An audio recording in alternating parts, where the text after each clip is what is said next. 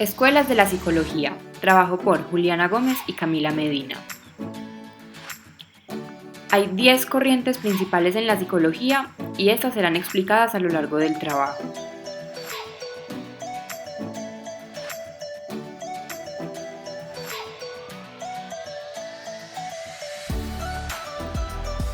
La primera escuela es la reflexología. Esta aparece en Rusia en 1829 con su principal exponente Iván Pavlov, que vivió de 1849 a 1936. Estudia los reflejos y las conductas por medio de la experimentación y la observación. Su principal teoría es el condicionamiento clásico, que afirma que para explicar los procesos mentales se deben estudiar los centros nerviosos del cerebro.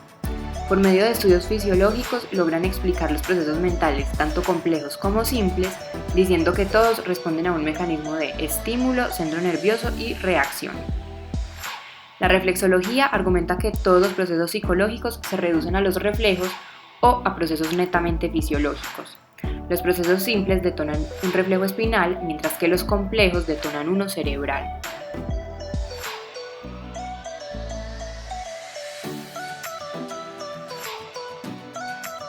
Luego tenemos la escuela genética. La escuela genética tiene como principal exponente a Piaget, que vivió de 1896 a 1980, y esta escuela aparece en 1849. Estudia el aprendizaje y la epistemología genética. Su objeto de estudio es el conocimiento por medio del aprendizaje. Ellos estudian el aprendizaje desde la epistemología genética, diciendo que el conocimiento viene de las acciones que realizamos con los objetos. Piaget se considera constructivista, ya que cree que el conocimiento es una construcción continua y secuencial y no algo que ya está formado. El desarrollo de la inteligencia es una serie de construcciones. Él divide la construcción del conocimiento en varias etapas: la inteligencia sensoriomotriz, el periodo preoperatorio, las operaciones concretas y el operatorio formal. Estas etapas se dan en todas las sociedades de forma similar, pero las edades varían, dependiendo del contexto cultural en el que se desarrollen los niños.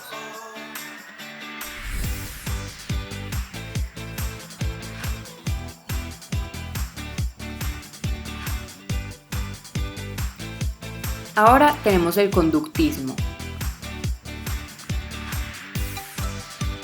El conductismo aparece a principios del siglo XX en Estados Unidos y sus exponentes principales son Watson y Skinner. Estudia los contenidos y la conciencia, operacionalmente definida, a través de un método científico, con tests, experimentos y observación. Su unidad de análisis es la contingencia, esto es, la relación entre estímulos y sus respuestas siempre y cuando sean medibles y observables. Experimentan usando animales, lo que hace que sea el uso de la psicología comparada. Estudian la materia y no el alma, y estudian las relaciones entre estímulos y respuestas.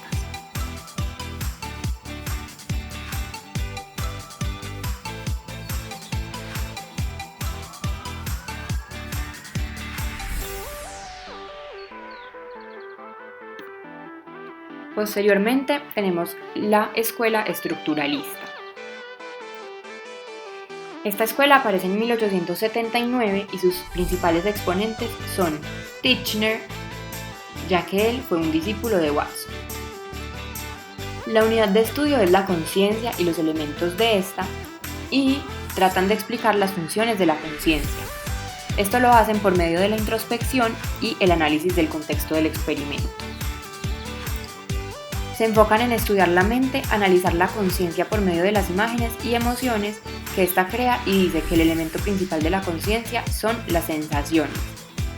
Compara la conciencia con la química mental, ya que ésta descompone elementos e ideas complejas en unas más simples.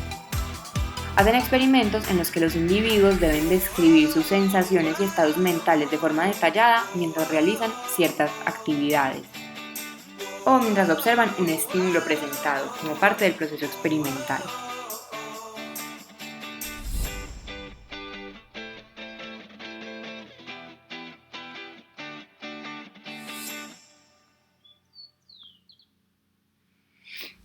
También tenemos el psicoanálisis. Esta es una de las escuelas más conocidas.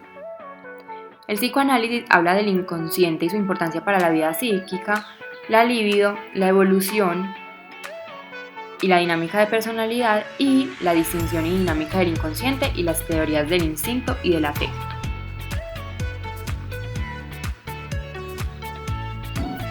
El psicoanálisis aparece en el siglo XIX, aproximadamente en 1896, con su principal exponente Sigmund Freud.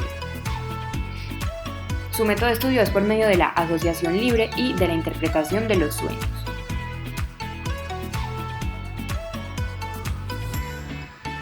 El psicoanálisis describe el inconsciente como una cualidad dinámica de contenidos y representaciones estrictamente mentales.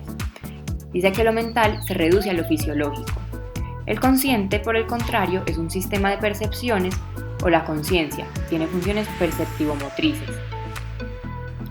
Y el preconsciente permite el acceso fácil a la conciencia de conocimientos y recuerdos no actualizados.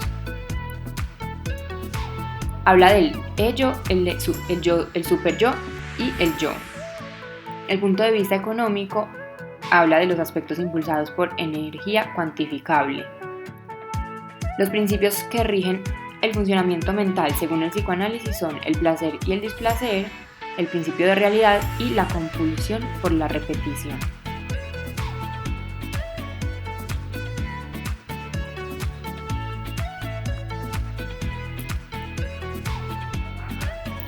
Luego está la escuela funcionalista que habla de las funciones de la conciencia.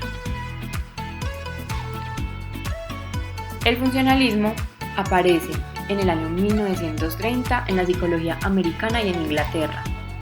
Su principal exponente es William James y también se ve influenciada por G.T. Ladd y G.S. Hall. Su objetivo de estudio son los propósitos y las funciones de los procesos mentales. Los funcionalistas estudian los propósitos y funciones de los procesos mentales y se ve influenciada por el darwinismo, que considera que, como los organismos, la mente también se adapta al ambiente. Su objeto de estudio son la mente y sus funciones y lo hace por medio de la introspección, el método experimental y el método comparativo. Su unidad de análisis son los fenómenos mentales. La teoría de la emoción es uno de los conceptos más relevantes de la escuela funcionalista. Esta teoría explica que la experiencia emocional depende de los cambios corporales que son reflejo del sistema nervioso. Por ejemplo, para los funcionalistas, nosotros lloramos y esto hace que nos pongamos tristes, o sonreímos y esto nos hace más alegres.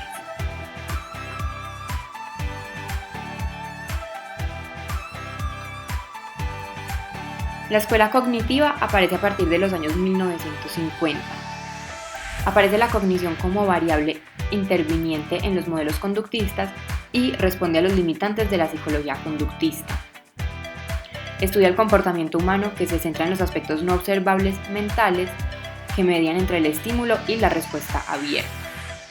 Conocer cómo las ideas que surgen en la mente del paciente influyen en su respuesta emocional y conductual. Sus principales exponentes son Frederick Charles Bartlett, Jerome Bruner, que habla de las formas de aprendizaje, Howard Gardner, que habla de las inteligencias múltiples, Jeffrey Sternberg con la teoría triangular, David Romerhard con la teoría de esquemas y Piaget, que formuló la teoría del desarrollo cognitivo por etapas.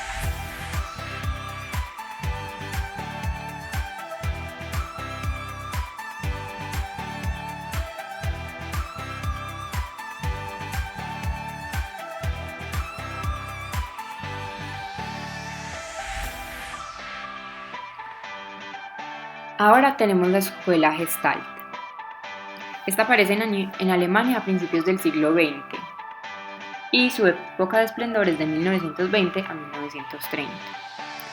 Su objeto de estudio es la mente, usa la psicología mentalista, estudia la conciencia humana y los contenidos experienciales y funciones de la conducta o conciencia.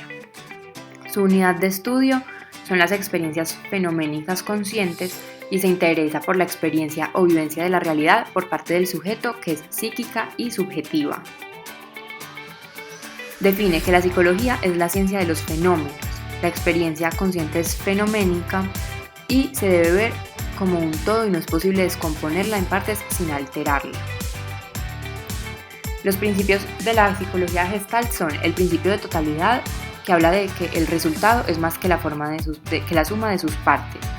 La psicología es construida desde arriba hacia abajo, desde la experiencia y tal y como se experimenta. Y el principio del isomorfismo psicofísico, que habla de la relación entre lo físico y lo psíquico, los campos neurológicos para explicar los procesos psíquicos.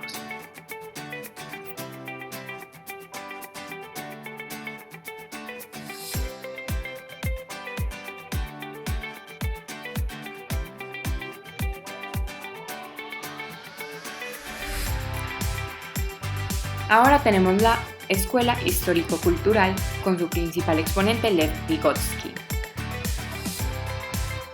Esta aparece entre 1920 y 1930 y habla de que la mente y el efecto que la psicología tiene en esta misma. Su objeto de estudio son las funciones de la mente. El estudio de la Escuela Histórico-Cultural desarrolló 11 principios básicos, que son la conciencia humana como objeto de estudio, que se refiere a que la conciencia resulta de la coexistencia de los sentimientos y afectos.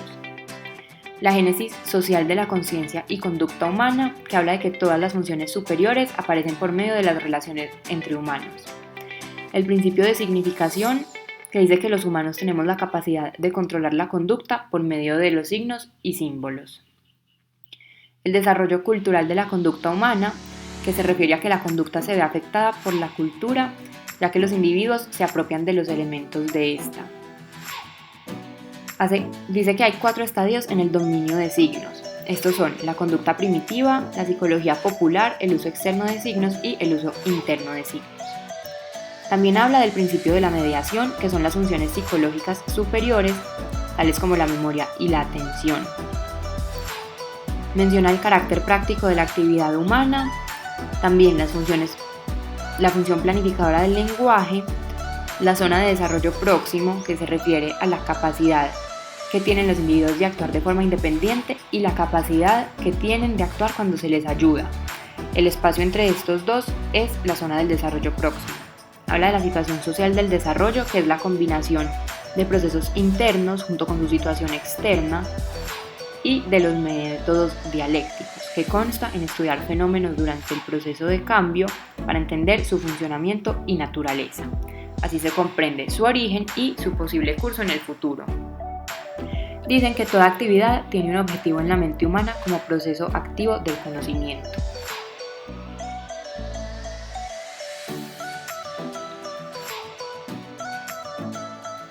Finalmente, tenemos la escuela humanista.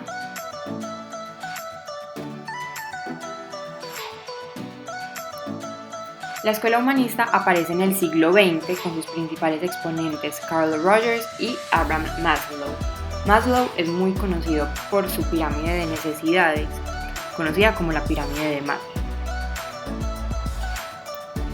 Como corriente filosófica, el humanismo pone énfasis en la importancia de la subjetividad de cada individuo y en lo importante que es que cada persona construya el propio significado de su vida. Se aleja de las influencias de la biología y del ambientalismo.